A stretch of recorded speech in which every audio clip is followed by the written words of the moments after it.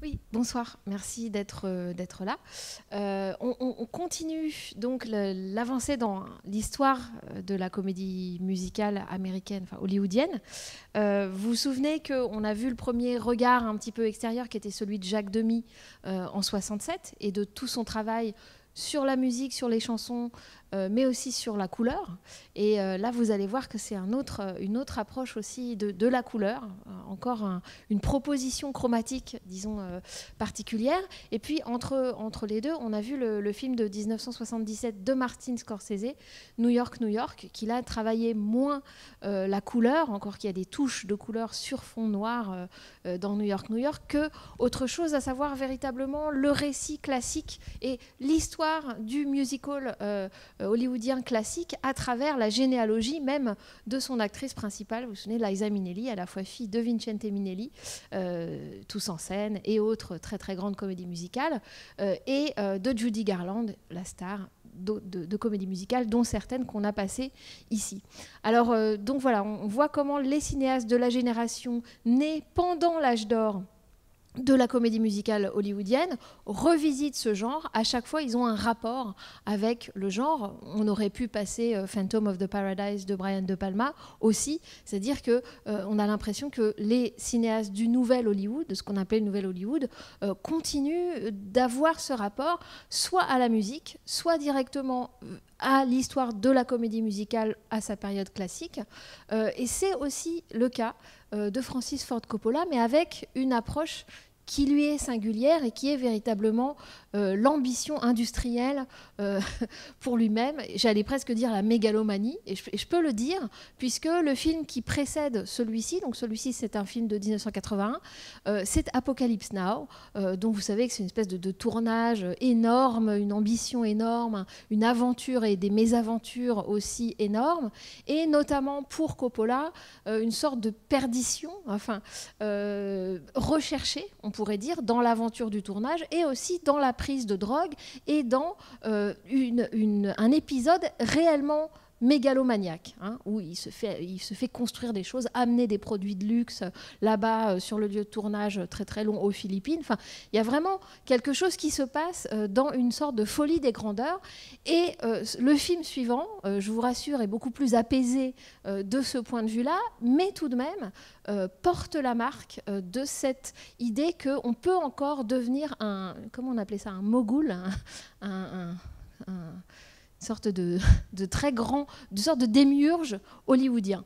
Et donc, on est à une période, fin des années 70, où Coppola va carrément acheter son propre studio. Donc il crée sa société de production et de distribution dans l'idée intégrée, c'est-à-dire dans l'idée de pouvoir maîtriser toute la chaîne depuis la pré-production jusqu'à la distribution des films. Vous savez que c'est interdit d'aller, à cause des lois antitrust, jusqu'à l'exhibition, c'est-à-dire à la possession de salles de cinéma.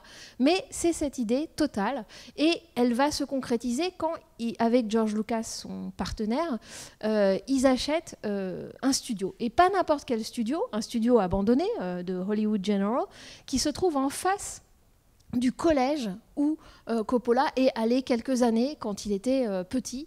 Et donc, il avait vu ce studio en face et il arrive à l'acheter. Et donc, il concrétise son idée de pouvoir tout construire, de pouvoir absolument recréer un monde quand il fait un film. Et Coup de cœur est le produit de cela, avec, vous allez voir, une intrigue amoureuse, bon voilà, très ténue, très simple, mais par contre, tout un travail sur le décor. Donc, je vous laisse découvrir ce travail sur le décor, et puis on en reparle après, et se pose évidemment la question de ce que devient la comédie musicale quand son décor, disons, mange absolument tout, tout le reste. Donc, on a décidé de vous montrer ce film aussi comme une expérience limite. C'est un film dont Coppola disait volontiers que c'était un prototype, hein, toujours ce langage un petit peu industriel, un film comme on n'en a pas fait avant et comme il n'en a pas refait après, et pour cause, ce film l'a absolument ruiné. Ça a été le film le plus cher de l'histoire de Hollywood à son époque, 27 millions de dollars. Aujourd'hui, c'est pas si important. Mais voilà, et il a joué un coup de poker. Le film, pour une fois, le titre français est assez bien trouvé. Coup de cœur, il y a cette idée comme ça de Paris. Et comme par hasard, il décide de situer l'action du scénario, qui au départ était à Chicago, il décide de la transposer à Las Vegas, ville clinquante s'il en est, ville lumineuse, artificielle s'il en est, et ville aussi des coups de poker et du hasard. Pour lui, le Paris, c'est évidemment aussi sa conception de l'amour. Donc j'espère que le film vous plaira, mais en réalité vous choquera aussi quelque part, et qu'on pourra en parler après. Bon film. Oui, vous avez vu, c'est une restauration de 2003, mais c'est plus qu'une restauration, parce que Coppola a vraiment fait des modifications dans le film. Peut-être qu'on en parlera. Peut-être quelques mots, je ne vous ai pas dit que Francis Ford Coppola s'était déjà essayé à la comédie musicale très tôt, en fait. C'était une commande qu'on lui avait faite en 67, et ça a donné Finian's Rainbow, la vallée du bonheur. C'était une commande de la Warner avec Fred Astaire. Fred Astaire a 68 ans, et Fred Astaire a fini par renier le film. Donc, vous pouvez imaginer que ce n'était pas tout à fait une réussite, mais c'était quand même l'ambition de faire quelque chose qui ressemblait un petit peu aussi dans son histoire. Il y avait un leprechaun, cette légende irlandaise qui était transposée. Enfin, aux États-Unis, il y avait quelque chose d'un peu magicien d'Oz dans cette histoire. Et il l'avait abordé avec une sorte de naïveté, au sens même naïveté, la peinture naïve, comme ça. Il y allait dans le côté premier degré. Et ce film-ci, donc bien des années plus tard, puisqu'on est en 81, j'en ai pas parlé, mais le titre original, One from the Heart, on l'entend, hein, This One's from the Heart, c'est la chanson qu'on entend, y compris à la fin, mais ça veut aussi dire, pour Coppola, ce coup-ci, c'est vraiment un film de moi, hein. C'est-à-dire que c'est vraiment un film intime, par opposition à des commandes, et notamment des commandes comme l'a été bien auparavant le film dont je viens de vous parler de 67, et on pourrait dire comme sera quelque temps après cet échec commercial énorme qui va l'endetter à plus de 50 millions, Cotton Club, film beaucoup plus classique, disons, avec des moments musicaux, mais vraiment assez codifiés, film codifié sur la période de la fin de la Prohibition à New York, à Harlem, etc. Donc cette idée que le film, celui-là, c'est vraiment un film qui vient du cœur, donc pas un film pour le commerce, mais un film personnel, elle vient aussi du fait qu'il y a une dimension autobiographique dans la petite intrigue, enfin dans le noyau de l'intrigue qui est l'intrigue amoureuse, à savoir son aventure qu'il a eue avec son assistante, enfin, qui serait l'équivalent du personnage de Leila, et puis son retour auprès de sa femme, etc. Bon. Donc il y a une dimension, on pourrait dire, intime, et évidemment, moi je vais tout de suite mettre les pieds dans le plat, comment peut tenir l'intime, ou ce scénario de l'intime, qu'on connaît puisque c'est aussi le scénario, par exemple, des comédies de remariage, hein, comment ce noyau amoureux tient par rapport à un décor qui est un décor, j'allais dire, totalisant, voire une idée assez totalitaire du cinéma comme ça, c'est-à-dire entièrement construit, entièrement fabriqué. Comment est-ce que ces sentiments, et comment aussi ces sentiments qui sont au cœur de la comédie musicale depuis son âge d'or, ils peuvent résister, je dirais, à la forme, à une idée de la forme qui est quand même, oui, enfin, le mot totalisant me vient, c'est-à-dire qu'il s'agit vraiment de tout contrôler. Ce cinéma qu'il va inaugurer et qui va finalement pas tellement durer parce qu'il n'aura plus les moyens de garder ses studios, il va finalement devoir très vite liquider ses studios, même s'il garde le nom de American Zoetrope, le nom de la société. Donc il n'aura plus physiquement ce contrôle et ces lieux qui étaient plus 9 plateaux. donc c'est énorme. 9 plateaux, je ne sais plus, quelque chose comme plus de 30 salles de montage. Et puis surtout, l'idée qu'il avait salarié des gens, salarié des centaines d'employés, y compris des acteurs. Vraiment comme à l'époque où les acteurs étaient dans un système de studio, pas seulement par mégalomanie, mais aussi parce que ça l'intéressait aussi d'avoir des gens qui n'étaient pas des stars, qui étaient des bons acteurs, qui venaient de la scène ou qui venaient de la danse. Pour le cas de Terry Garr, celle qui joue l'actrice principale, elle est d'ailleurs la fille d'une danseuse chez Busby Berkeley. C'est amusant parce qu'on a commencé ce cycle avec le film Footlight Parade, avec les chorégraphies de Busby Berkeley. Donc voilà, moi, je veux vous poser aussi la question, ce rapport au décor, que moi je trouve à la fois complètement étonnant et peut-être excessif, à tel point que est-ce qu'on n'est pas au-delà d'une possibilité du plaisir qu'on a trouvé, disons, nous, spectateurs, si vous avez suivi et apprécié les comédies musicales classiques, qu'est-ce que ça peut donner une fois que le décor prend le pouvoir, disons. Donc peut-être qu'on peut partir d'impressions, et puis j'aurais aussi des choses beaucoup plus peut-être concrètes à vous dire et à vous montrer sur ce côté extrêmement fabriqué et assumé comme tel, bien sûr, du film. J'ai oublié de vous dire que ce qu'il appelle, le nom que Coppola va donner à cette méthode qu'il inaugure dans ses studios, c'est cinéma électronique. Alors ça nous fait un peu rire aujourd'hui parce que cinéma électronique, c'est voilà, beaucoup de choses technologiques sont arrivées depuis. C'était relativement visionnaire en fait, quand même, d'un point de vue en tout cas technique. C'est quelqu'un, Coppola, qui a toujours apprécié la technique, vraiment la physique, les ateliers radio. Il y avait ça à l'école, de fabriquer des transistors, etc. Et puis, il est arrivé au cinéma d'abord par le théâtre, des études de théâtre, et par les éclairages. Donc, il faisait des comédies musicales théâtrales au lycée. C'est quelqu'un qui est, de manière... voilà, c'est intéressé à la technique avant tout. Et donc cette idée de cinéma électronique, c'était assez précis, faut peut-être, et c'est comme ça que le film a été fait. C'est-à-dire qu'en fait, il a tout storyboardé, il a fait faire des dessins, 500 dessins du film, et puis il les a filmés en vidéo. Ça fait une sorte, si vous voulez, de film en vidéo, puis ensuite il a fait répéter les acteurs devant un fond bleu pour pouvoir incruster des dessins et pouvoir faire une espèce d'ébauche du film avec les dialogues et la musique. Et puis ensuite, il a refilmé, une fois qu'il a fait une espèce de premier filage de tournage, il a refilmé en vidéo les acteurs. C'est pour vous dire le côté, ce type de travail très particulier qui est entre voilà, ce qu'il appelle le cinéma électronique, mais tout ça, ensuite, le film est filmé en 35, hein, c'est pas un film qui est fait ensuite en vidéo, mais disons qu'il utilise la technologie, il utilise aussi l'ordinateur de l'époque pour retrouver des choses de texte, pour pouvoir imprimer des scénarios, etc. Donc il s'empare d'une technologie qui est encore à l'état de prototype. Et donc le film est aussi le résultat de ça. Voilà. Ça, c'était, je fermais la parenthèse sur la façon dont lui le présente. Mais en réalité, moi je pense que derrière ça, et derrière cet imaginaire et ce désir technologique qui est le sien, il y a le théâtre. Et que c'est ça qui est peut-être quand même plus intéressant, c'est-à-dire que reste cette envie, cette théâtralité, on pourrait dire, qui peut nous laisser à distance aussi, pour d'autres raisons du film, mais qui est quand même très présente et qui là renoue quand même avec l'histoire de la comédie musicale à la scène et dans son âge d'or hollywoodien.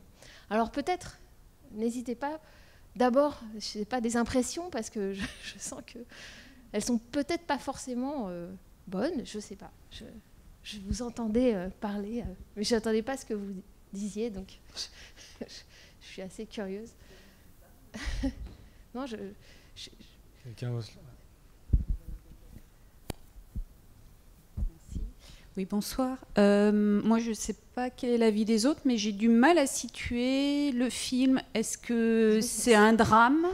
Une comédie, parce que finalement, autant c'est très très dramatique au départ, hein, c'est limite à se pendre à un moment, Et à la fin, il y a la scène où il se prend carrément un coup de jus, les cheveux qui partent en l'air. Enfin, on a l'impression qu'il part un peu dans tous les sens. Alors d'ailleurs, je suis même étonnée qu'il ait fait un storyboard, etc. Parce qu'on a l'impression que ça part dans tous les sens. Et finalement, je le trouve moins abouti que tous les autres films qu'on a vus jusqu'à maintenant. Enfin, c'est mon impression sur le film. Je pense qu'il est beaucoup plus expérimental, dans tous les sens du terme, si vous voulez. Ouais, mais pourtant, c'est quand même un moment où dans le cinéma, on sait un petit peu ce qu'on fait, il y a du recul, ça aurait été au début du cinéma, on aurait mieux compris.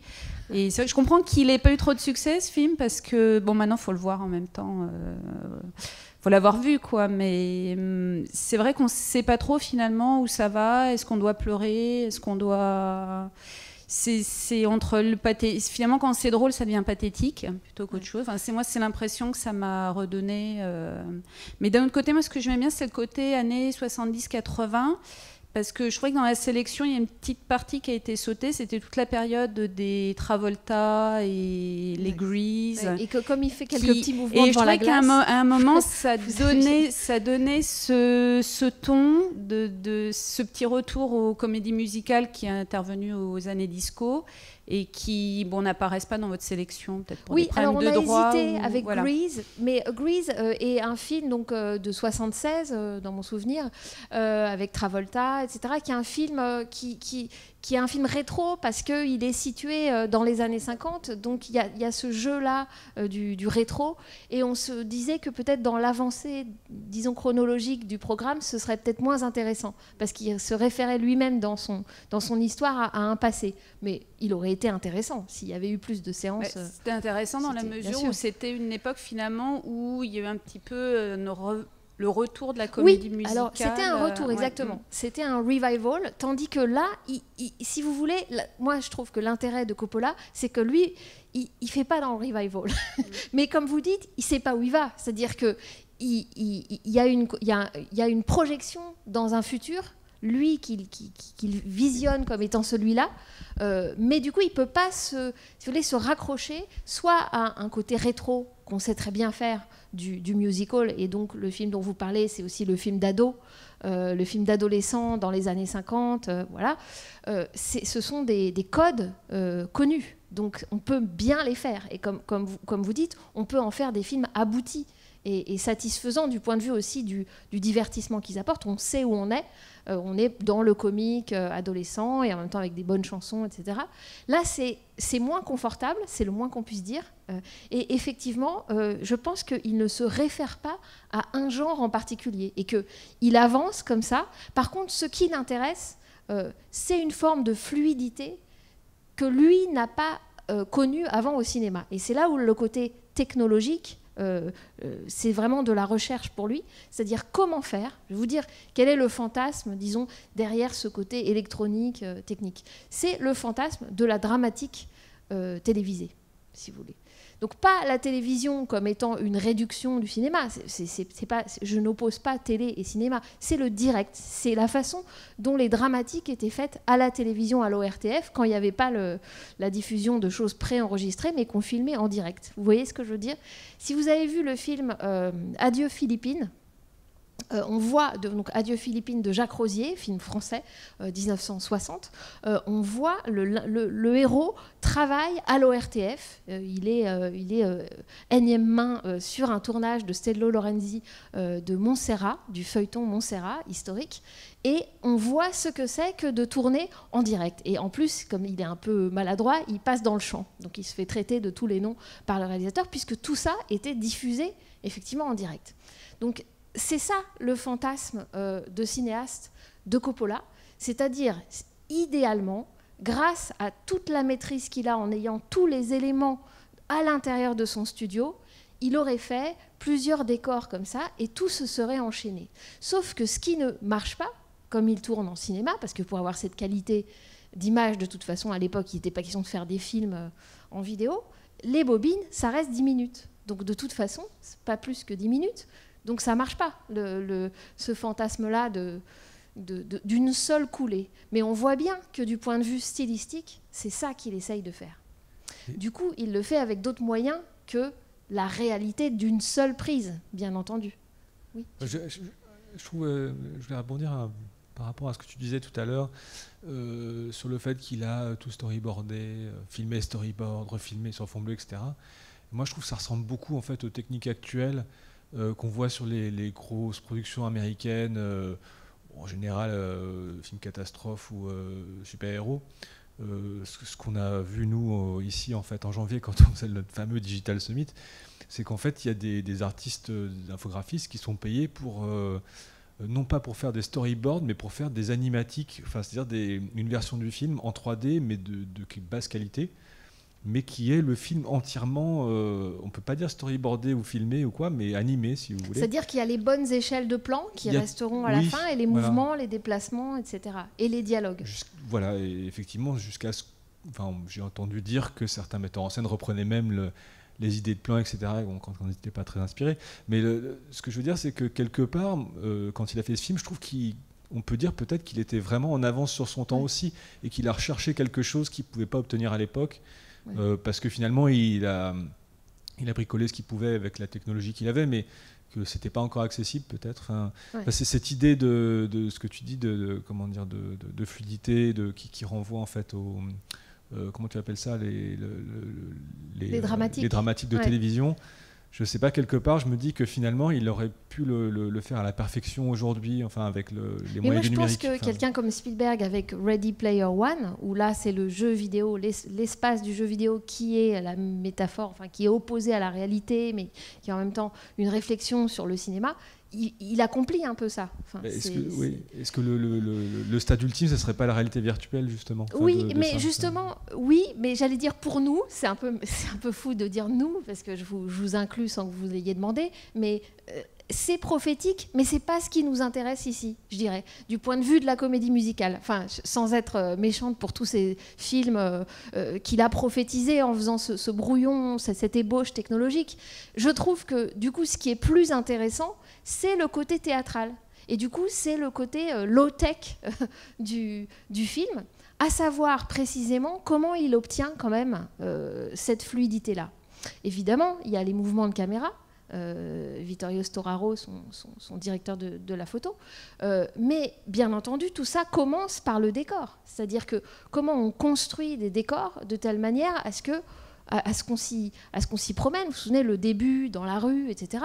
Et aussi à ce qu'on aboutisse à ce moment de ballet, disons qui serait l'équivalent du ballet de la comédie musicale classique, quand ils sortent, vous vous souvenez, ils sont à l'intérieur, ils ont cette séquence cette scène de tango, et puis c'est intercut comme avec les scènes de lui avec l'artiste de cirque, et puis tout à coup, Ray et elle sortent dans la rue, et il y a le ballet, le moment, disons, avec tous les figurants qui se mettent à danser. Ça aussi, c'est la fluidité entre le dedans et le dehors, etc. Donc tout ça doit être pensé du point de vue, déjà, de la construction des décors. Je vous donne un exemple. Quand elle hésite à l'inviter chez sa copine, et qu'elle est avec l'ascenseur, là, on voit d'ailleurs comme figurant les parents de Coppola, hein, le couple qui attend de fumer le cigare. Bon, on voit le couloir de chez la copine. Ça se referme, et puis en fait l'ascenseur, on ne le voit pas, mais évidemment il bouge pas, il descend pas, donc il y a un jeu de lumière qui fait comme s'il descendait, mais en fait il tourne, il y a une rotation, et quand il s'ouvre, on est effectivement devant un autre décor qui est le décor de la rue avec le taxi et lui qui l'attend pour rentrer dans le taxi. Donc ça c'est vraiment comment faire pour que dans la construction des décors, il y ait à la fois le côté artificiel et en même temps un réalisme du changement de décor. Peut-être qu'on peut passer le petit extrait sur la construction de ces décors. Parce que je pense qu'on le voit quand on voit le film, on sait bien que tout est construit, mais de voir les décors pas encore construits, c'est encore une autre étape, disons, dans l'artifice. Alors peut-être pendant que Jean-Paul prépare, c'est un petit morceau d'un making-of qui n'est pas extraordinaire, mais qui donne quand même un peu à voir quelque chose. Et puis, pour vous dire que donc, Las Vegas, reconstruit avec cette rue, Fremont Street, qui est une vraie rue de Las Vegas, mais complètement bien sûr réimaginé. Par exemple, il a choisi le format 1:33, qui n'est pas du tout le format habituel de la comédie musicale, qui serait normalement le format large. Il a fait exprès parce que, d'une part, l'humiliation qui a été la sienne quand même avec Finian's Rainbow, la vallée du bonheur dont je vous ai parlé avec Fred Astaire, c'est que comme souvent les formats sont coupés, etc., il avait, à un moment, du coup, ça avait coupé les pieds de Fred Astaire. Vous vous rendez compte ? Couper les pieds de Fred Astaire, c'est horrible. Bref, donc il a pris le format le plus vertical possible, qui n'est pas ce à quoi on s'attend habituellement, mais qui est intéressant pour les décors. Et d'autre part, il a abaissé les façades à néon de Las Vegas. C'est-à-dire que normalement, c'est beaucoup plus haut. Mais là, on a l'impression que c'est écrasé comme ça, et c'est pour qu'on en voit plus. Donc, je ne sais plus quel morceau on vous... Bon, le making-of n'est pas extraordinaire, mais on voit quand même quelques petits... J'arrête là parce que finalement on voit dans ce making-of il y a beaucoup d'extraits du vrai film. Du coup, on voit peu de moments où c'est pas encore construit, mais c'est quand même assez fou. Enfin, c'est construit depuis rien, y compris donc cette espèce de moitié d'avion qui fait que d'ailleurs il était embêté pour la scène où Hank dit à Franny de ne pas partir alors qu'ils sont dans l'espèce de sas, de couloir qui arrive à l'avion, parce que théoriquement, il devrait s'approcher d'elle. Pourquoi il reste comme ça dans la queue ? C'est pas tout à fait... C'est en fait, elle pouvait pas non plus avancer dans l'avion puisqu'ils avaient que la moitié d'avion. Donc, ils pouvaient pas montrer l'intérieur de l'avion. Mais bon, cela dit, choisir Las Vegas, je souligne, vous l'avez compris, mais Las Vegas, c'est pas seulement ville du jeu, etc. C'est aussi ce simulacre à l'intérieur de l'Amérique, qui parfois au cinéma a, vous savez bien, il y a des petites tours Eiffel, il y a des faux Venise, il y a des faux, etc. Donc ce côté factice à l'intérieur d'un film, lui-même factice, et encore un troisième degré de simulacre, puisque le film s'ouvre avec, vous vous souvenez, très tôt on comprend qu'elle travaille dans cette agence de voyage et qu'elle manipule un petit New York, comme ça, la petite statue de la liberté, le petit Empire State Building, etc. Donc ce côté simulacre, il est souligné, il est évidemment pas du tout caché. Il est montré au carré dans le film, et c'est ça qui intéresse. C'est ça aussi qui peut faire qu'on se met à distance du coup d'une forme de psychologie. De toute façon, et en ayant vu d'autres films de Coppola, Coppola change à chaque film, donc il surprend. Enfin, il fait plutôt des paires de films, mais en tout cas, il surprend toujours par rapport au film précédent. Mais disons que de manière régulière, on s'aperçoit que cette question du simulacre, elle est quand même aussi liée à la question de remplacer, si vous voulez, du temps par de l'espace. Et c'est ce qu'il dit un petit peu pour ce film. Il dit, de toute façon, j'ai une conception, c'est uniquement une conception spatiale. Ce ne sera pas linéaire, ce sera... bon, alors, du coup, il a des discours du type... tout sera contenu, tout en un. C'est exactement ce qu'il dit aussi pour son studio. Il y aura tout. Il y aura les acteurs, il y aura la technique, etc. Et en fait, c'est un peu ce que vous dites sur... à un moment, ça devient du burlesque, on dirait Harold Lloyd, il tombe comme ça. Il y a des films de Chaplin où il tombe aussi comme ça. Enfin, voilà. Où est-ce qu'il va ? Est-ce que c'est du mélodrame ? Est-ce que c'est... Moi, j'aime beaucoup le début, avec des choses très, très concrètes de la vie du couple, y compris un peu triviales, avec les courses qui tombent par terre, etc., la scène de ménage. Mais il ne choisit pas. C'est-à-dire, c'est ce côté, justement, englobant et totalisant, et un peu fou dans cette folie-là, qui fait que, en même temps, ça contient tout. Alors, c'est aussi l'idée de Las Vegas comme ville de la miniature, et puis ville aussi des enseignes. Là où l'espèce de casse où il travaille, le héros Hank, ça s'appelle, je ne sais pas si vous avez vu, ça s'appelle Reality Wreckings, la réalité cassée. Et les enseignes qui se disent en anglais signs, c'est aussi Las Vegas, ville purement de signes. C'est-à-dire que c'est tous ces mots, toutes ces lettres, les dunes, mais on voit pas vraiment de dunes, sauf au début dans le générique avec ces corps de femmes recouverts de sable. Donc voilà, c'est aussi une ville qui ne vend que du rêve, mais c'est montré, désigné comme n'étant que de la lumière, que du rêve. Et Coppola a dit, c'est un film sur le néon. Et il dira plus tard de son film suivant, The Outsiders. Si vous l'avez vu, c'est un film à la... comment s'appelle ce super film de Nicolas Ray, Rebel Without a Cause, La fureur de vivre. Voilà, sur des adolescents. Il dit c'est un film sur le coucher de soleil. Vous voyez, il a une espèce d'idées de textures lumineuses, et c'est ça le film. Donc à l'intérieur, il peut y avoir tout ce que vous dites. Il peut y avoir du mélo, de la comédie. C'est pas de distinguer entre toutes ces choses qui l'intéressent. Donc c'est ça, je pense, qui déroute aussi. Et moi, ça m'a aussi pas mal dérouté. Après, à chaque fois que je le vois, j'en pense au niveau de l'évaluation, j'en pense quelque chose de différent. Donc voilà, c'est pour ça que je suis assez curieuse de ce que vous en avez pensé. Peut-être, ouais.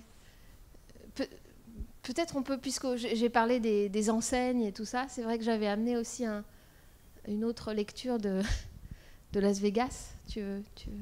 Oui, tu veux passer l'extrait de Casino? Ouais. Okay. Oui, parce que je trouve que finalement cette ville, bon, c'est ingrat, c'est une ville ingrate. J'y suis allée qu'une fois, mais elle est impressionnante dans son aveu d'artifice. Et c'est aussi le chemin qu'on voulait faire ici, c'est d'aller dangereusement près du trop d'artifice. Et finalement, les gens, certaines personnes, pas parmi vous peut-être, mais ont trouvé que Les Demoiselles de Rochefort, en tout cas à sa sortie, étaient déjà trop artificielles. Hein. Et pourtant, Jacques Demy tournait principalement en décor réel. Vous vous souvenez, il avait fait repeindre des façades. Donc il avait transformé le décor réel, et il l'a fait encore plus avant dans les parapluies de Cherbourg, dans les couleurs. Mais on trouvait peut-être déjà que c'était trop. Et ici, alors, que dire? Alors, Los Angeles, les enseignes, les néons, etc., je voulais juste vous montrer le début du film de Scorsese, Casino, son film de 1995, parce qu'il rêve aussi à cette ville construite dans le désert, quoi, parce que c'est ça, hein, qui est souvent dans le cinéma américain. Las Vegas, en fait, c'est une sorte d'allégorie d'Hollywood, de ce que Hollywood est devenu une fois il n'est plus que commerce, spectacle, entertainment, etc. Vous voyez qu'on est dans un tout autre registre, mais il y a aussi l'utilisation des néons, des enseignes, des casinos, et que là, c'est vraiment l'enfer. Et on pense aussi au générique si vous avez vu Mad Men, la série, et avec l'utilisation de la musique, bien sûr, du dernier mouvement du final de la Passion selon saint Matthieu, qui est évidemment pas rien, et qui d'ailleurs, dans les paroles, parle de la trahison du Christ et de sa crucifixion. Donc on est vraiment dans un imaginaire très scorsésien de la passion, mais aussi voilà, ce que peut produire comme imaginaire cette ville, ces enseignes, ici rendues beaucoup plus abstraites. On est exactement à la même date, enfin, le récit est situé à la date du film qu'on vient de voir, mais c'est beaucoup plus abstrait, c'est un traitement beaucoup plus abstrait des enseignes. Et vous avez vu que le générique est signé Saul Bass, qui est vraiment le grand auteur de générique pour Hitchcock, pour Preminger, dans leur période en couleur, et notamment le générique de La Mort aux trousses. Vous vous souvenez, avec les immeubles comme ça de New York, le côté très quadrillé, très, très abstrait. Voilà, mais on n'a pas du tout parlé du coup de la musique. Mais allez-y, peut-être sur toute cette question des décors qui me semble, ou autre, enfin, ou de la distance que ça peut créer, parce que j'avais l'impression que vous n'étiez pas contente du film. Oui, je suis un peu déçue sur le plan purement comédie musicale. Ouais. C'est-à-dire qu'on a parlé depuis le début de la séance, pour ainsi dire, que de technique, justement. Ouais, de décor, en tout cas. Voilà, mais le décor, ça fait partie de la technique. Et je comprends tout à fait le travail technique qu'il a fait, qu'il a voulu faire, tout ce qu'il a voulu démontrer, mais je prends ça vraiment comme une démonstration, enfin, pas que comme une démonstration, mais beaucoup comme une démonstration. Et du coup, ça met de côté l'aspect comédie musicale pure et qui est si réjouissant. Et du coup, moi, je suis un peu déçue. Voilà. C'est pas un mauvais film, hein, c'est pas ce que je suis en train de dire, mais ça a été dit. Comment ? Ça a été dit. Oui, non, parce qu'il y a des bonnes choses, forcément. De toute façon, une œuvre, il faut la respecter. Hein. Il a fait, il a fait son, il a fait son travail, il a fait son job. Mais moi, c'est vrai que je suis pas très touchée. Et même, comment dire, même l'histoire qui pourrait être, c'est une histoire banale et en même temps très touchante. Et non, ça passe pas. Voilà. Et je pense que c'est parce que la technique prend le dessus, justement. Oui, ça c'est effectivement, c'est pour ça que le film pour moi aussi, est un film limite, voire au-delà de la limite. Et alors, du coup, ça m'a fait réfléchir à qu'est-ce que j'appelle la limite, où est-ce que chacun place cette ligne au-delà de laquelle on n'est plus touché, au-delà de laquelle, justement, le côté... alors, c'est pas qu'on aime que la dimension psychologique des scénarios amoureux de comédie musicale, je pense pas que vous diriez ça. C'est évidemment un nœud très très complexe entre un aspect technique, musical, de décor, de costume, de couleurs, de mise en scène, de mouvement de caméra et le récit et le jeu des acteurs aussi, parce que ça joue beaucoup, leur photogénie, la façon dont ils sont appareillés, etc. Tout ça est très délicat. Et c'est vrai qu'un déséquilibre, vous aussi, quelque part, vous parliez d'une forme de déséquilibre dans les genres, dans les registres. Où est-ce qu'on va? Est-ce que c'est pas, il part pas dans un autre, etc. Fait que tout peut tomber. Moi, je trouve ça... Oui, je suis presque d'accord avec vous, et en même temps, chaque fois que je le vois, je ne suis pas au même endroit du curseur, donc ça doit quand même peut-être varier un petit peu. Et surtout, ça nous fait réfléchir à ce qui a animé ces comédies musicales classiques, y compris, à mon avis, jusqu'à, mettons, Demi, et même encore le Scorsese qu'on a passé la dernière fois, à savoir cette tension, au fond, qu'il y a entre le hasard et le destin, on pourrait dire ça, dans les récits. C'est très vaste, mais si on pense aux chassés-croisés dans Les Demoiselles de Rochefort, il y en a ici des chassés-croisés. Il y a cette fameuse scène où ils sont dans la rue, ils sont tous les deux dans Fremont Street, chacun va à son rendez-vous guilleret, à son nouvel amant, et puis ils se croisent, ils se voient à peine. Ça fait penser exactement aux chassés-croisés de Demi, des Demoiselles de Rochefort, où les gens, chacun ne trouvera sa chacune que à travers une idée du destin, puisqu'il y a ces chansons qui apparient les personnages dans Les Demoiselles avant même qu'ils se rencontrent. Et ici, c'est un peu l'inverse, puisqu'on commence et le couple éclate. Donc voilà, il y a ce traitement en parallèle. Alors peut-être quand même, là où je trouve que le film réussit, contrairement à vous, c'est justement cette mise en parallèle des deux vies qui, d'une vie de couple, deviennent des vies séparées. Et alors, c'est là où il s'appuie sur des techniques purement théâtrales. Quand je dis théâtrale, je pense à la technique, alors pas seulement, hein, mais j'aime beaucoup, moi, la technique où il y a en fait une sorte de mur transparent et où on est dans une scène au premier plan, vous vous souvenez, il est avec son ami Mo, joué par Harry Dean Stanton, avec ses petites, sa permanente. Et tout à coup, la scène, le premier plan est obscurci et c'est l'arrière-plan qui s'éclaire, et là on est dans sa vie à elle, avec sa copine, jouée par une amie de longue date de Coppola. Et voilà, et c'est littéralement des techniques de théâtre, puisqu'on est sur le même plateau. Et ça, je trouve qu'il le réussit plutôt très bien, et je trouve que ça fonctionne, parce que ça nous dit en même temps qu'ils ne sont pas réellement séparés. Justement. Alors que faire un montage alterné, bon bah voilà, chacun va dans sa vie. Sauf que là, non, ils sont encore là physiquement pour nous dans le même espace, et ça, je trouve que c'est réussi. Après, il y a la technique un peu plus lourde de la surimpression, mais qui fonctionne quand même pas mal, où lui, en plan rapproché, a l'impression de l'entendre et de la voir, et c'est là où il devient fou de jalousie. Il dit « je le savais », et il va téléphoner dans son garage. Donc ça, c'est une autre technique. Mais en tout cas, voilà, il y a un travail qui est fait dans la forme et dans la mise en scène pour travailler sur cette séparation, fusion, disons, le couple qui n'est pas encore complètement séparé tout en vivant des vies parallèles. Ça, je trouve que ça marche justement pour le récit amoureux. Je trouve que ça, c'est plutôt le côté, cette théâtralité-là. C'est pour ça que je disais que derrière la technique électronique, derrière la technologie, il y a le théâtre, en fait. Et c'est ça qui est touchant. Je trouve que ça devient touchant quand on sent ce théâtre-là.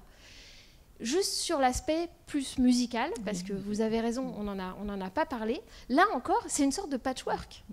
Vous pourriez dire qu'il ne choisit pas entre plusieurs façons d'aborder la comédie musicale, parce que moi, je pense qu'il a ce fantasme du tout, qui est un peu détestable du point de vue de l'ego, mais qui peut quand même faire des films un peu monstrueux et intéressants par cette monstruosité même. Alors du tout, pourquoi ? Il y a quand même ce geste vraiment assez novateur de confier toute la bande musicale à Tom Waits. Donc Tom Waits, voilà, qui lui n'avait pas fait de musique de film. Donc il fait des chansons, qui chante avec Crystal Gayle, qui est une chanteuse plutôt country, qui est d'ailleurs la sœur de Loretta Lynn, si vous connaissez un peu la musique country. Et donc voilà, et donc il y a ces 12 duos hommes-femmes qui, pour le coup, sont intéressants, je trouve, par rapport au récit et par rapport au couple, par rapport au fait de chanter ensemble ou ne pas chanter ensemble, et évidemment par rapport à ce qui arrive au couple et à leur vie parallèle respective. Donc il y a cet aspect-là, mais ce qu'il y a d'audacieux là-dedans, c'est que les chansons fonctionnent comme une sorte de commentaire de l'action, avec des ruptures, donc comme une sorte de chœur, quelque part de chœur antique ou de commentaire, sachant qu'elles anticipent donc parfois sur l'action. C'est-à-dire qu'on entend dans les paroles, eh ben mon petit gars, you're gonna need an attorney for this journey, il va te falloir un avocat pour l'aventure qui va t'arriver. Donc on est prévenu quelque part, il y a un côté humoristique, mais du coup une distance aussi, parce qu'on est dans l'ordre du commentaire. Donc on voit le personnage un peu comme une marionnette. Ce sentiment-là, que les personnages sont manipulés par le cinéaste Démiurge, il vient, et c'est pas pour faire du biographisme, il vient forcément de l'enfance de Coppola. Lui, il raconte qu'il a eu la polio à 10 ans, qu'il a passé un temps infini dans sa chambre, et que dans sa chambre, il avait la radio, je sais pas quoi, la télé, etc. Et qu'il s'était fait des marionnettes, et qu'il s'était fait un petit monde comme ça. Il a dit « Je suis devenu le roi de la télécommande ». Et en fait, quand il a son studio, c'est pareil, parce qu'en 1958, donc il avait même pas une vingtaine d'années, il a travaillé avec George Eisenhower, qui est le type qui a inventé le tableau électrique au théâtre, c'est-à-dire un truc où on manipule des leviers et où on peut prendre des choses, les mettre sur scène, les enlever, etc. Et il était fasciné par ça. Donc cette idée de commander les choses à distance, c'est évidemment le fantasme qu'il a et qu'il réalise, y compris ici. Du coup, on le sent. On le sent que les personnages sont aussi ça, sont aussi des pantins, quoi. Mais alors donc, ça c'est un premier aspect de la musique. Mais il y a d'autres moments, par exemple, où l'artiste de cirque, joué par Nastasia Kinski, Leila, s'adresse, dans la chanson qui s'appelle Little Boy Blue, elle s'adresse directement au personnage. C'est-à-dire qu'il est en train de fantasmer, elle en très gros, qui lui parle en disant bah, « je t'ai posé un lapin, mon coco ». Voilà. Donc vous voyez à quelle scène je fais allusion, la scène toute bleue. Donc ça, c'est une rupture par rapport au régime, disons, musical habituel. Et puis, il y a bien sûr aussi les moments dansés, j'allais dire, plus traditionnellement. Donc le moment où elle dit, bah, tiens, il y a un piano, on danse, est-ce que vous savez danser le tango, etc. Alors ces moments qui finissent par le ballet un peu fou du 4 juillet. Il ne faut pas oublier que leur date d'anniversaire de couple, c'est le jour de l'indépendance américaine, l'indépendance. Et évidemment, dans le film, chacun va essayer de prendre son indépendance à ce moment-là, et ça se passe donc un 4 juillet. Ce ballet-là, par exemple, pour tout ça, il a été conseillé, vous allez tomber de votre chaise, par Gene Kelly. Donc, je suis désolée de vous le dire. Non, en fait, je vous disais, il avait ce fantasme d'avoir tout le monde à disposition dans ses studios. Et bien, quitte à avoir tout le monde, il a employé effectivement Gene Kelly. Et j'ai confirmé ça. Je suis en lien avec sa veuve, qui était beaucoup plus jeune que lui, Gene Kelly, la dernière femme de Gene Kelly. Et d'ailleurs, elle m'a dit, vous saluerez les gens qui seront là. Donc, je vous salue de sa part. Et donc, ce qui s'est passé, c'est que Gene Kelly faisait partie de l'écurie de Zoétrope, du coup, dans le sens où Coppola voulait faire une sorte d'école. Donc, les acteurs qui n'étaient pas forcément des danseurs prenaient des cours de danse, par exemple. Il y avait des cours de danse, il y avait des cours d'acteurs studio, de comédie, etc. Dans cette idée-là, il a donc demandé à Gene Kelly de le conseiller pour ces scènes dansées là, du couple et du ballet. Et ce qu'il raconte, Coppola, je pense qu'il est assez honnête, c'est qu'il n'a pas utilisé les conseils de Kelly. C'est-à-dire que, donc là vous êtes contente, oui. Dans un premier temps, c'est-à-dire que Kelly a vu ça et il a dit mais non, il ne faut pas mettre tous ces figurants autour d'eux dans la rue, vous savez, avec les carrés lumineux, il faut que les gens qui sont là dansent. Les gens font partie du ballet ou bien rien. On ne rajoute pas des espèces de gens qui sont là, qui se... Bon. Et il n'a pas respecté ça. Coppola a dit non, j'ai pas respecté par exemple ce conseil. En revanche, bizarrement, il n'a pas respecté non plus son conseil d'ordre dans les séquences, c'est-à-dire qu'il devait y avoir donc la séquence auprès du piano de tango, puis il devait être dans ce mouvement où ils sont amoureux, romantiques, où ils font une sorte de valse, puis ensuite sortir dans la rue. C'est comme ça que Coppola l'avait monté, et Gene Kelly lui avait dit non, il faut vraiment, enfin, c'est pas dans cet ordre qu'il faut faire, il faut vraiment mettre le moment un petit peu mélancolico-amoureux, quand ils sont rapprochés comme ça, plutôt à la fin du ballet. Il faut faire l'explosion du ballet, puis ensuite il faut ralentir et faire ce... Et Coppola n'avait pas respecté ça.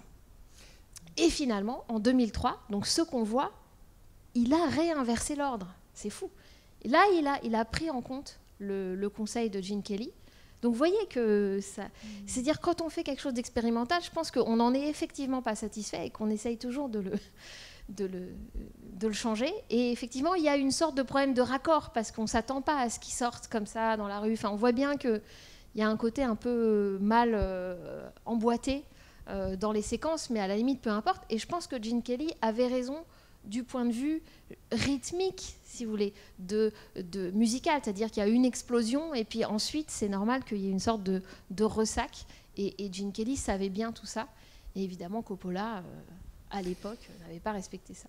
Mais justement, ce que j'allais dire à propos de la danse, c'est que je trouvais qu'on n'était pas très entraîné dans la danse. On n'a pas vraiment envie de les suivre dans la danse. Alors que dans une comédie musicale, on doit avoir envie de danser. Et quand on sort de la salle, on sort en dansant. Il y en a peu, des séquences. Oui, d'abord, il y en a peu, mais le peu qu'il y a, on est quand même dans la frustration. Parce qu'effectivement, la scène de danse à l'extérieur, elle devrait... faire exploser, on devrait avoir envie de danser avec eux. En fait, non, ça marche pas. Alors, est-ce que ça, c'est pas dû, si vous voulez, au côté Las Vegas de la chose ? C'est-à-dire que je pense qu'il est aussi pris dans une forme de vulgarité généralisée qui est, si vous voulez, ce décor de Vegas avec des showgirls. Et il dit d'ailleurs que celle qu'on voit et qui met sa jambe là, à droite de la tête de Raoul Julia, le Ray, qui a une espèce de natte, etc. En fait, c'est une très bonne danseuse. C'est pas du tout une stripteaseuse qu'il allait chercher. Donc, il prend des très bons danseurs et il les grime, je dirais, en personnages de Las Vegas. Donc je pense que ça peut aussi mettre à distance cette esthétique voilà, du clinquant. Mais pour lui, c'est... Le film est aussi quand même, je trouve, là-dessus, c'est-à-dire un couple banal qui, lui, a sa petite vie, etc. Et pour ce couple-là, Vegas, voilà, c'est des clients éventuellement de l'agence de voyage, mais c'est pas... Ce rêve qui est le rêve des touristes, en tout cas d'une certaine classe de touristes de par le monde, pour eux, ne coïncide pas avec leurs rêves. Et c'est pour ça peut-être que lui rencontre une artiste de cirque étrangère et qu'elle rencontre, l'acteur est portoricain, mais en tout cas un Latin lover, une espèce de... Voilà. Chacun rencontre un étranger. C'est pas typiquement Vegas. C'est peut-être pour ça aussi que quand les showgirls entourent Ray, qui est quand même le nouvel amant du personnage principal, d'ailleurs l'actrice Terry Garr avait dit mais c'est pas juste, c'est un peu mon moment, et puis il y a plein de filles qui sont là à lui tourner autour. Mais finalement, c'est une fois de plus un peu le décor qui gagne. C'est-à-dire c'est des personnes, mais elles sont la personnification du décor qui l'assaille. Donc effectivement, c'est un peu l'obsession de Coppola qui gagne à chaque fois. Et je trouve que l'actrice avait raison de dire mais enfin, c'est mon moment romantique, il faut que ça marche comme tel. Je suis d'accord avec vous, ce ballet, même avec sa fin ralentie, ne fonctionne pas du point de vue, en tout cas, de l'intrigue amoureuse. Mais si vous avez vu Un Américain à Paris ici, il y avait aussi des sérieux doutes sur le long ballet d'Un Américain à Paris et son artifice, son très très grand artifice, qui mettait à distance complètement de l'intrigue. C'était un ballet quand même très très loin du récit et de la psychologie.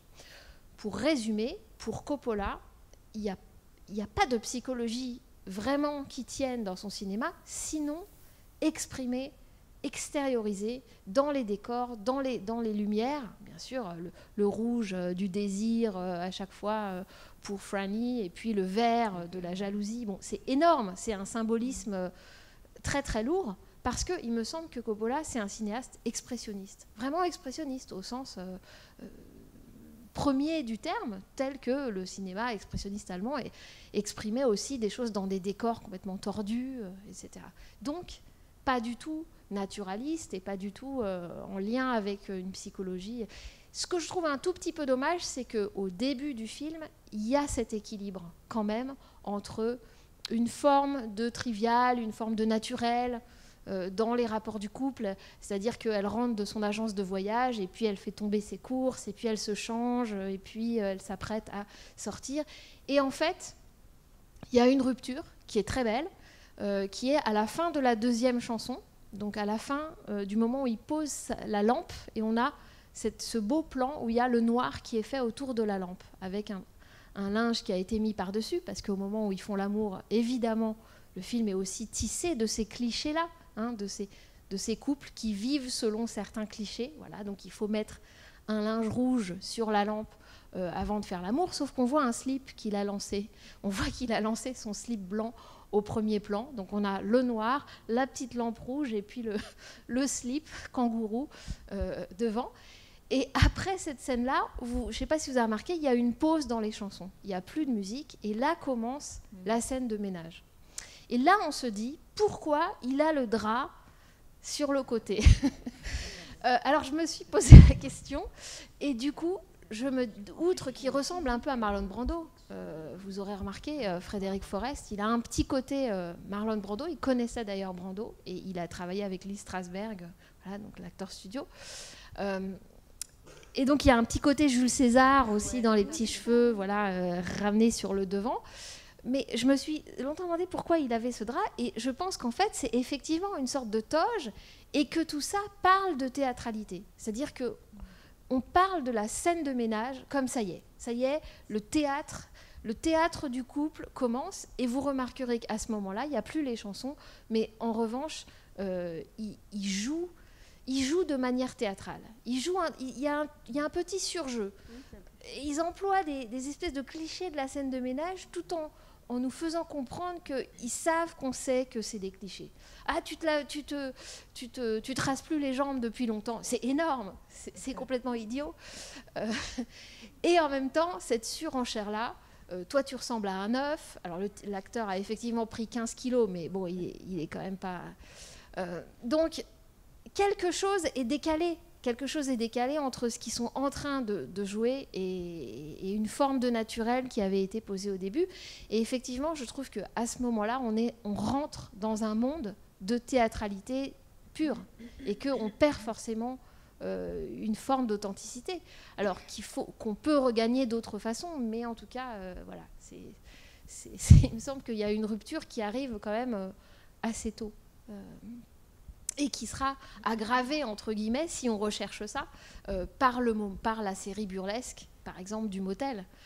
Moi, je suis très contente de rire, en fait. J'avoue que ça fait partie du plaisir, quand même, de rire au cinéma. Donc, mais je vois tout à fait ce que vous voulez dire. Il y a des espèces de séries, comme ça, de plans, qui vont à un autre endroit, un autre genre, un autre registre, et on ne sait pas du tout à quoi s'attendre. Que penser de Ray qui prend de la glace, qui s'en fout complètement finalement, il prend de la glace, puis il la met sur sa tête, et paf, il ferme la porte, et fin de la séquence. Ça, je trouve ça, au fond, assez brillant, de nous montrer les séquences vraiment par bloc, comme ça. Et ça aide parce qu'au début, les chansons font ces blocs. Elles sont vraiment synchronisées avec quelque chose est dit de ce couple qui est en train de battre de l'aile. Donc la première chanson, je suis toujours en train de ramasser après toi, jusqu'à la prochaine personne que je ramasserai. Hein, donc quelqu'un que je vais rencontrer. Et voilà. Et ça fait des petits tout qui sont originaux, et que je trouve plutôt réussis. Et puis ensuite, c'est vrai que peut-être le décor prend le pouvoir. Le décor avec, y compris les matte paintings, les toiles peintes derrière, le fait que elle ses rêves à elle viennent aussi de son agence de voyage, ce qui s'appelle Paradise. Voilà. Donc cette idée que le cinéma et la comédie musicale travaillent ça, le rêve, évidemment, elle était chez Minelli, hein, par exemple. C'est pas hors de la tradition classique de la comédie musicale, mais c'est radicalisé à un tel point. Pourtant, Brigadoon, par exemple, de Minelli, c'est l'extrême artifice, puisque c'est un village qui ne s'anime, écossais, qui ne s'anime que tous les 100 ans, bon, qui est complètement folklorique et peut-être qui existe ou qui n'existe pas, donc qui est rêvé. Bien sûr que la comédie musicale hollywoodienne ne parle que du rêve, sauf que quand on vous le met en espèces sonnantes et trébuchantes devant vous, qu'on le construit de toutes pièces, quelque chose ne va plus.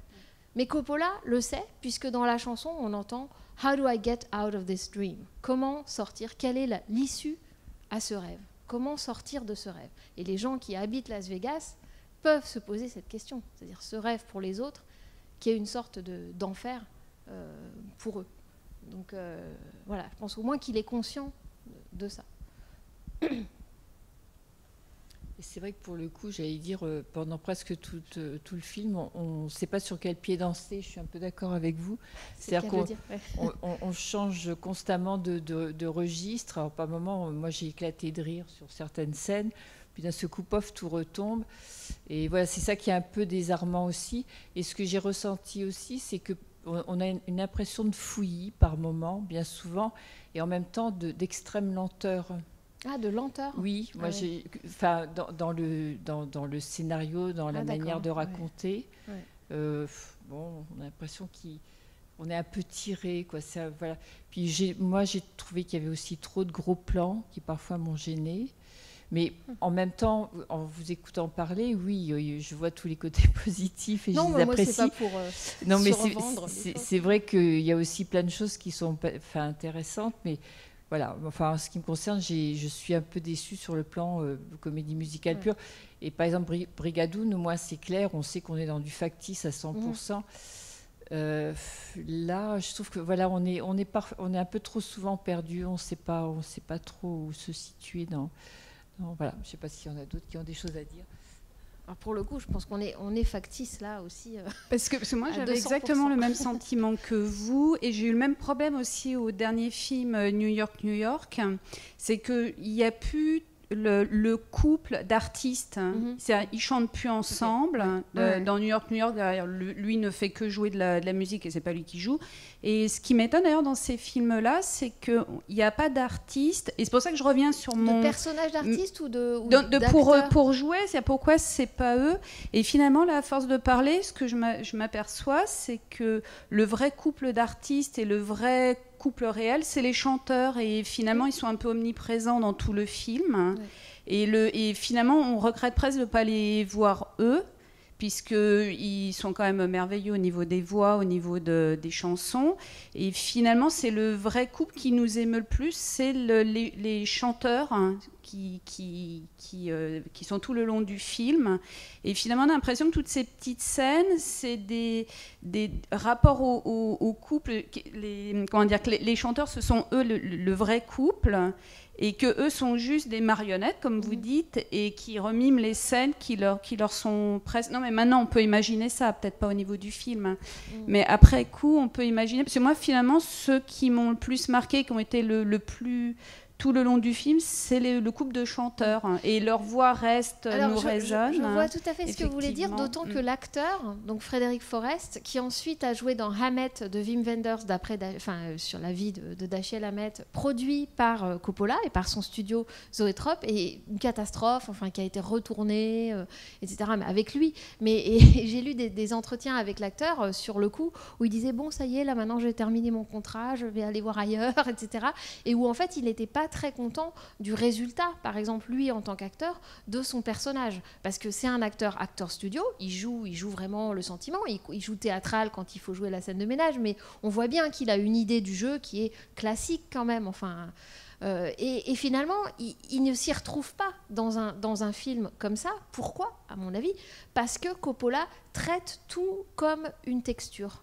Et donc, quand vous dites la voix de Tom Waits avec son côté abrasif comme ça, et puis la belle voix, enfin le beau muscle vocal de la chanteuse country, très, très féminin, enfin voilà comment ils font les harmonies quand ils chantent ensemble, etc. Ça a une texture plus marquante que d'autres choses. Pour Coppola, je pense qu'il y a la texture de la lumière, de la couleur, des tissus, ces espèces de synthétiques, des robes voilà, de l'époque, et la voix, et tout ça fait partie d'un ensemble, et il ne met pas spécialement en avant telle ou telle chose, alors qu'on est habitué à ce qu'il y ait quand même au centre l'acteur, le jeu de l'acteur, y compris avec des acteurs polyvalents, justement, comme on parlait de Judy Garland ou même de Liza Minnelli, des gens qui savent jouer, qui savent danser, qui savent chanter. Alors, ce qu'on constate dans cette frustration, qu'on partage un peu tous, à différents degrés, et pour moi, c'est selon aussi... Enfin, je vous dis, je revois le film, ça dépend des moments. Je pense que c'est véritablement la fin de ce grand système des studios. C'est-à-dire que quand il y avait une écurie de gens qui savaient faire tout ça et qui étaient formés pour le faire, ça donnait des films humainement aussi plus vibrants. Et humainement et techniquement au niveau de la danse, comme vous dites, plus entraînants, donnant envie de danser avec eux, etc. Coppola, il arrive après, hein, il arrive après la bataille. Comme Scorsese aussi, quand même, dans les années 70, il prend Liza Minnelli, ça va, mais je veux dire... De Niro, non. Il ne sait pas jouer du saxophone, donc il apprend, mais voilà, c'est pas effectivement un musicien. Et il ne sait pas danser non plus. Donc ça, c'est aussi un état de l'industrie, et c'est une question vraiment importante dans la comédie musicale. Elle meurt de ne pas avoir à disposition ces artistes complets. Ça revient un petit peu, ça revient.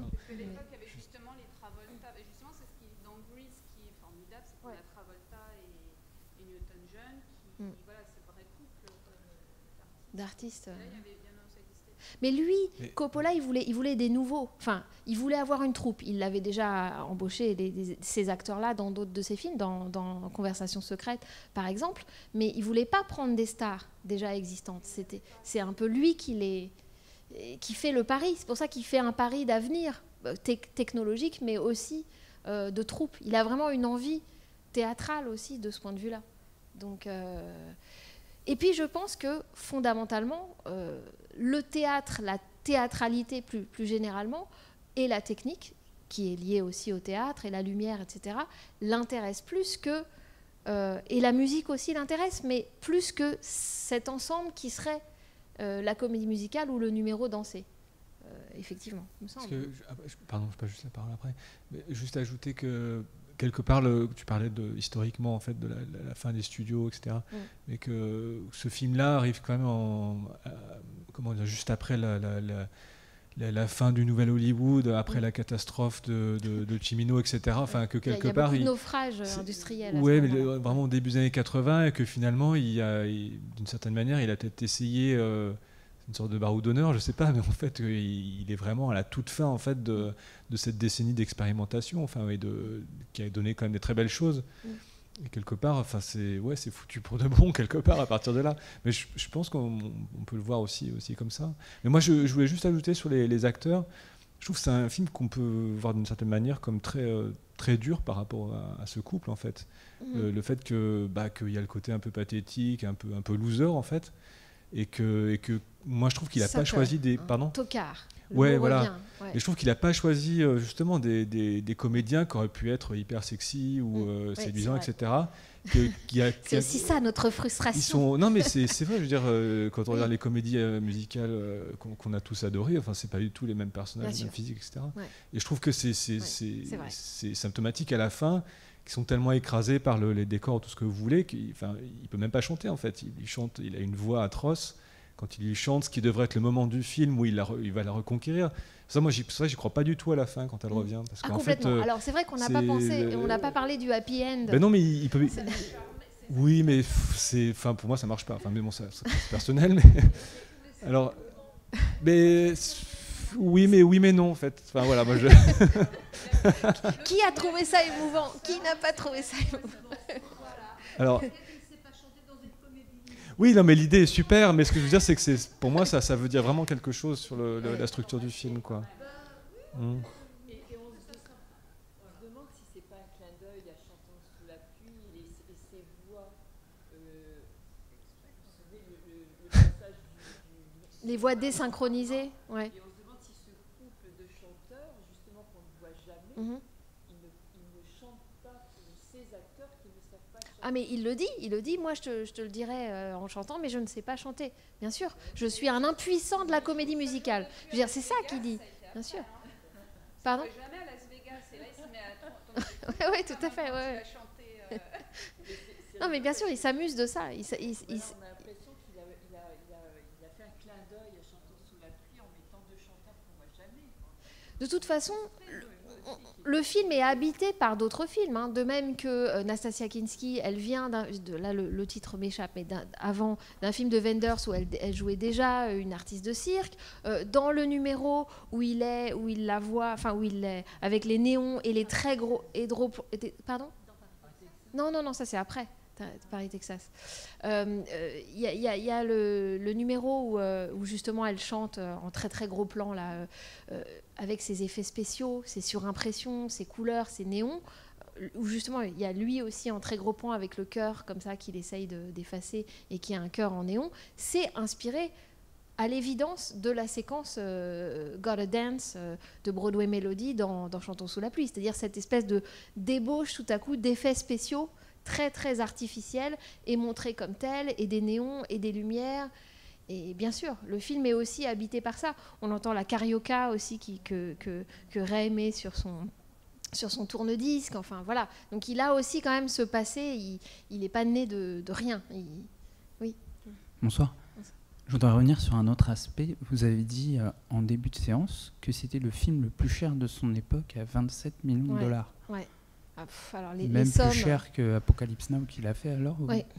Oui, c'est fou. Ah oui. Bah oui, parce qu'en fait, tout construire, c'est... Pourquoi elle n'a pas tourné à Las Vegas directement, justement? Eh bien, vous avez... Oui, pour plein de raisons, mais à mon avis, pour tout contrôler, si vous voulez. Parce qu'à mon avis, le film n'existe pas si on lui dit vous avez qu'à aller tourner à Las Vegas. Ça ne l'intéresse pas. C'est là où c'est vraiment le marionnettiste. Et d'ailleurs, il y a aussi le générique avec ces enseignes. Alors, c'était des trucs qu'ils ont construits, des espèces de maquettes comme ça, en fausses enseignes. Ouais, bien sûr. Certaines des enseignes sont vraies dans le sens où il y avait ces enseignes à Las Vegas, de Dunes, enfin... mais d'autres sont fabriqués. Mais il y avait effectivement une ancienne fabrique d'enseignes, donc là où il travaille, l'espèce de casse, enfin de casse de voiture, etc. C'est inspiré d'un vrai lieu qu'il y avait là-bas. Mais enfin, ce que je veux dire, c'est pourquoi il n'y est pas allé pour construire entièrement de A à Z le décor.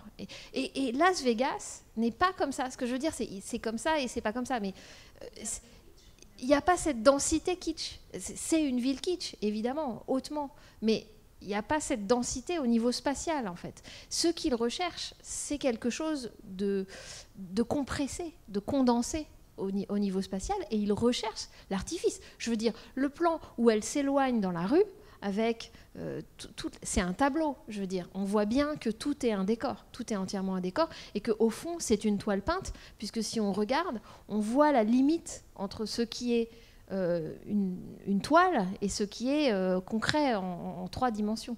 Donc, bien sûr pourquoi il irait dans des décors réels? C'est le contraire de ce qu'il veut faire. À la limite, ce qui l'intéresse, c'est de mettre un couple, comme tu disais, de tocard ou de loser, à l'intérieur de cette chose hautement artificielle. Le couple lui-même, il est pas artificiel. Il est...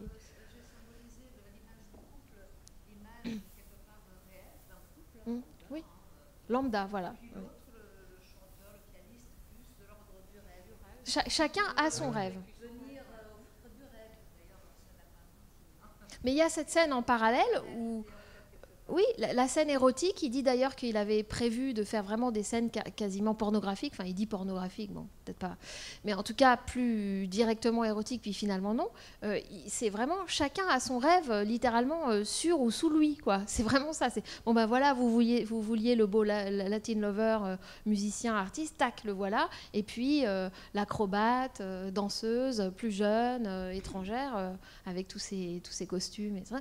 La voilà servie dans un verre de martini, quoi. Donc sur un plateau, bien sûr, c'est ça. C'est-à-dire que c'est l'idée que quand on vous donne votre rêve, bah, vous vous apercevez que Bora Bora, c'est boring. Évidemment, ouais. il joue avec ce mot Bora et boring. Ouais. Est-ce que c'est pas un film vraiment désenchanté, du coup? Enfin, je veux dire, au sens propre. Si, au sens, mais tu disais presque un enterrement de la comédie musicale. Oui, mais au sens où voilà, tous ces artifices, tout ça, et, ouais, je trouve que vraiment assez littéralement. Enfin, autant je disais que dans la Nouvelle Hollywood, en fait, il y avait ce désenchantement, mais on essayait quand même d'y croire encore, etc. Enfin, et là, il y a ce moment où on arrive où, je sais pas, pour moi, il y a un côté un peu un peu toute l'esthétique années 80, tu sais, de l'imagerie du clip et tout ça. Oui. Il y a quelque chose un peu programmatique. Enfin, des fois, je pense à Blade Runner, enfin, ce côté, tous les films de Ridley Scott. Il y a des clips qui sont inspirés aussi du moment où ils sortent dans la rue. Il y a plusieurs clips qui ont un peu ce scénario-là, où on est en intérieur et tout à coup, paf, on sort dans la rue. Et ça vient, à mon avis, de là. Mais sur ce côté très désillusionné, très désenchanté, je pense que nous, entre guillemets, qui pensons qu'il est allé trop loin, c'est justement parce qu'on pense qu'il a tort d'être entièrement désenchanté. Alors voilà, donc ce happy end. Ce happy end. Ce happy end. Moi, ce que je trouve beau à la fin, si vous voulez.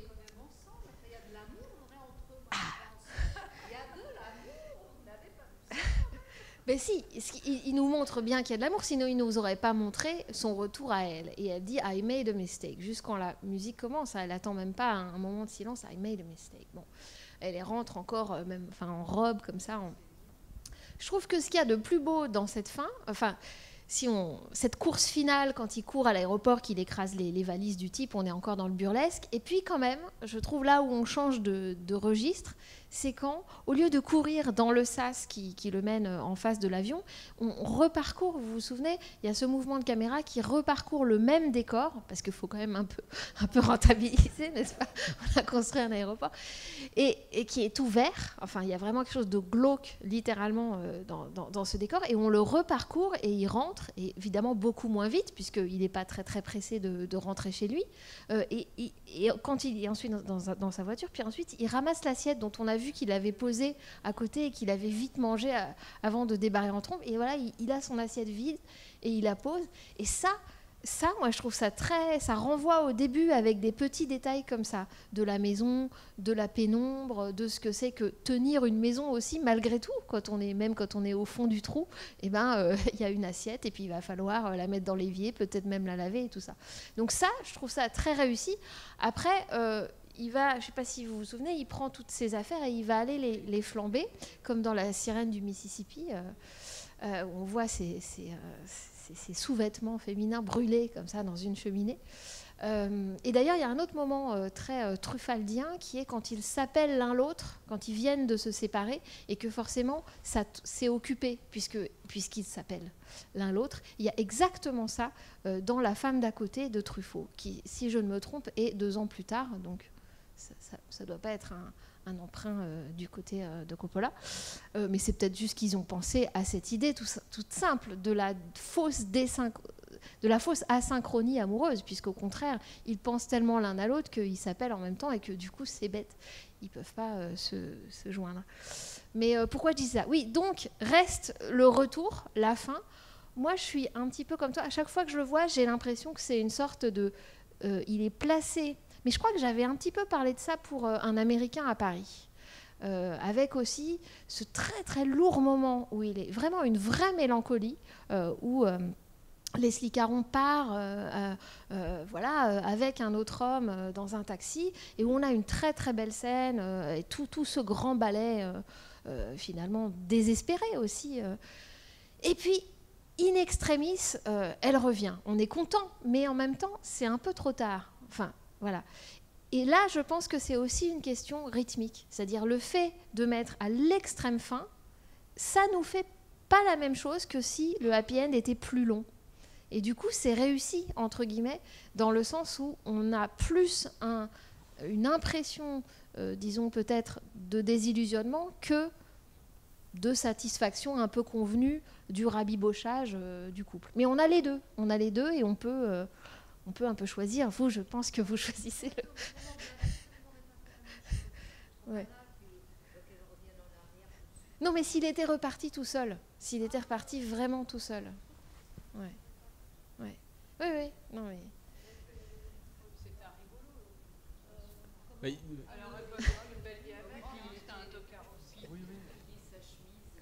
Ah, voilà. Alors, ce qui est intéressant aussi, c'est quand même ces personnages, ces deux personnages-là, qui n'ont pas le même statut, je dirais, qui n'ont pas la même consistance, y compris la même photogénie. La très jeune Nastasia Kinski, très, très mise en beauté, par les petits diamants, etc., qui a appris à faire de la corde, à danser et tout ça. Et puis, il y a l'autre, Raoul Julia, avec ses yeux globuleux. Il a joué après dans la famille Adams. Mais alors, ce qui est marrant là-dessus, c'est qu'il y a la scène du restaurant. Donc la scène du restaurant où elle le retrouve par hasard, parce que la question du hasard et de la destinée, elle est quand même aussi là de manière peut-être comique, mais elle est là dans le film, et où en fait il est serveur au lieu d'être crooner, pianiste au restaurant. Mais ce qui est amusant dans cette scène, c'est que celui qui joue Javier,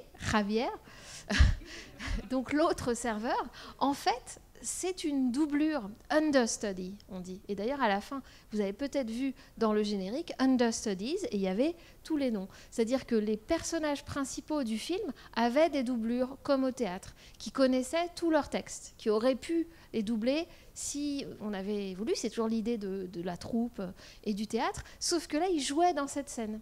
Donc, le Javier, c'était la doublure de Ray, Raoul Julia, et la cliente qui reprend sa pâte de crabe, c'était la doublure de Terry Garr, l'actrice blonde. Donc vous voyez que... Si, vous avez raison. La La Land mange un petit peu à tous les râteliers. Mais c'est bien parce que c'est cumulatif. C'est-à-dire que vraiment l'histoire de la comédie musicale, elle est aussi faite par des gens qui aiment la comédie musicale. Tous, en fait. Et même, ne vous en déplaise, Coppola, même s'il aime aussi d'autres choses. Et donc, qui sont nourris à chaque fois des comédies musicales précédentes. Donc tout à fait, La La Land est vraiment une sorte de rhapsodie de différentes choses. Alors pas forcément de comédie musicale, ça vient aussi d'autres films, mais oui, sauf qu'on en parlera peut-être la prochaine fois parce qu'on va montrer La La Land, mais la question de est-ce qu'il vaut mieux être un raté et finalement heureux en couple, ou est-ce qu'il vaut mieux s'accomplir artistiquement, quitte à perdre sa moitié en route. 3 petits points. Suite au prochain numéro. Mais c'est vrai que c'est cette question qui est posée. Et l'une des réponses peut être apportée par un happy end qui n'en est pas un. Enfin voilà, un happy end in extremis, ce qui nous permet d'avoir les deux, quoi. Et c'est ça que j'aime bien quand même au cinéma, c'est sa capacité, d'abord à l'ambiguïté, à l'ambivalence, mais il nous donne les deux. On a la tristesse et on a en même temps le couple reconstitué. Donc c'est ce que permet, disons, le cinéma et le travail de plusieurs cinéastes sur le happy end. C'est pas seulement... ce que je veux dire, c'est que le happy end n'est presque jamais, après la période classique, comment on appelle ça, une convention commerciale, je veux dire. C'est pas une concession, c'est autre chose qui se joue, évidemment.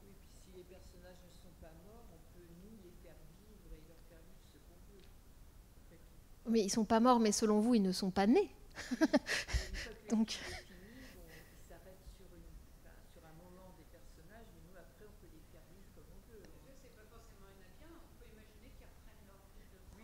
Exactement, j'y ai pensé. C'est là où il y a vraiment... Tout à fait. Oui. Oui. Ah, mais oui, attention. Ben, tout ça est...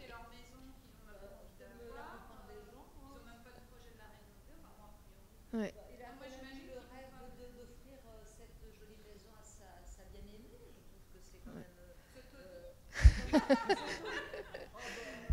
Non mais vous avez raison, le film fait exprès de se placer entre les deux, puisqu'il y a une qui... Bien sûr. Mais exactement, c'est-à-dire au début du film, vous vous souvenez, c'est exactement ce qui lui tient comme argument, en disant, mais elle dit, ça c'est typiquement une maison qu'il faut retaper et revendre. Et il dit, mais non, on va la retaper et l'habiter. Et ça, c'est quand même 2 projets de vie, bien sûr. C'est 2 visions du monde. Ouais, c'est 2 visions du monde. Ils sont mal partis quand même. Ouais, c'est... Ouais. Ouais. Non, mais je pense que ce qui vous donne aussi cette impression que peut-être ils finiront des tocards qu'ils ont toujours été, c'est que Coppola, dans sa conception de l'espace, du décor, de la lumière, etc., crée des bulles, crée un enfermement. Et donc, même si ce n'est pas un enfermement dans le récit, même si une fois qu'ils reviennent, ils ont aussi changé, ils sont riches de leur expérience ratée, etc., nous, spectateurs, on est quand même face à un cinéma qui crée ces bulles, qui crée cet enfermement par l'artifice, et qui donc ne donne pas tellement l'impression que le cadre est un cache, pour citer Bazin, c'est-à-dire qu'on n'a pas l'impression que l'histoire continue après. On a évidemment l'impression que c'est un film entièrement construit et qu'il finit une fois que le rideau se referme, bien sûr. Et ça, il n'essaye pas de nous fourguer du réalisme. Hein. On peut pas dire que... Mais vous avez raison que les gros plans finaux sur elle, par exemple, sont quand même ambivalents. Elle est émue de le retrouver, mais on sent sur son visage aussi une tristesse, une déception face à ce voyage, enfin, qui n'a pas eu lieu. Hein, parce que quand elle arrive devant l'aéroport, elle dit « Enfin, je vais partir en voyage. Moi qui vends des voyages toute la journée. » Donc... J'ai ressenti ça autrement, comme si elle avait pris conscience que l'aventure c'était quelque chose de l'ordre de l'impossible et que finalement la réalité c'est ce qui convenait peut-être le mieux, qui était le plus sécurisant et que finalement c'était son histoire de vie. Oui, mais c'est pas du tout... C'est pas forcément contradictoire. Oui, non, vous avez raison. Elle peut accepter. Mais ça, c'est l'histoire aussi de la comédie du remariage, qui était d'accepter l'autre dans son altérité sexuelle, etc. Finalement, c'est-à-dire une fois qu'on a été ensemble, puis séparés, puis voilà. Donc oui, mais dans les comédies de remariage, les gens sont vraiment changés.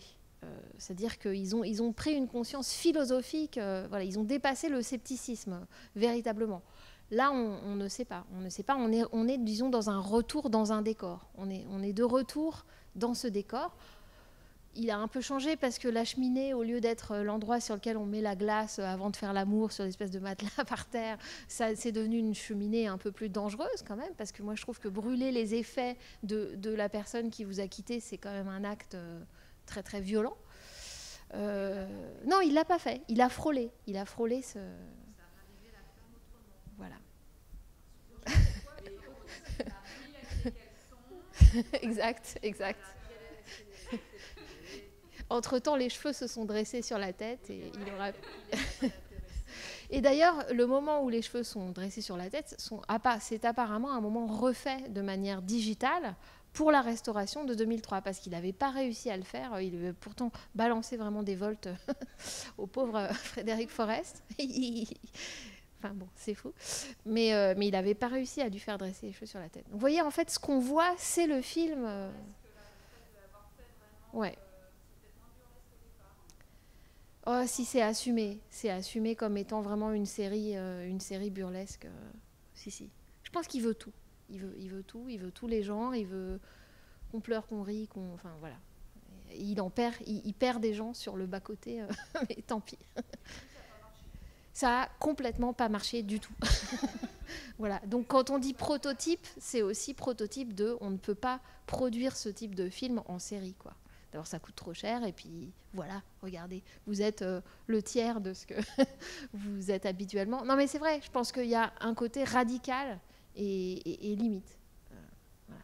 Alors que La La Land, que vous verrez la prochaine fois, fonctionne par effet, je le disais, plutôt cumulatif et rassembleur, et voilà, conservateur au sens où pourquoi toujours révolutionner quelque chose qui, à l'état existant, est intéressant. Enfin, c'est dans ce sens-là aussi du conservatisme.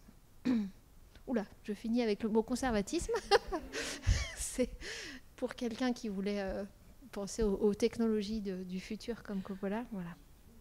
Bon, en tout cas, je vous remercie. Je vous recommande éventuellement de voir, parce que je ne vous le passe pas, mais Cotton Club, pour ce montage parallèle, pour le travail que fait Coppola sur le montage parallèle, non pas alterné, je confonds toujours, de montrer deux actions, voilà, dans deux lieux différents, mais au même moment. Et notamment, il y a un moment absolument virtuose de numéros de claquettes, puisque c'est surtout les numéros de claquettes dans Cotton Club qui se fait en parallèle d'une action de gangster. Et ça, c'est exactement ce qu'il fait. Si vous avez vu Le Parrain, bien entendu, la scène du baptême, c'est aussi ça. Hein, parce que Cotton Club est surtout un film de gangster, en réalité.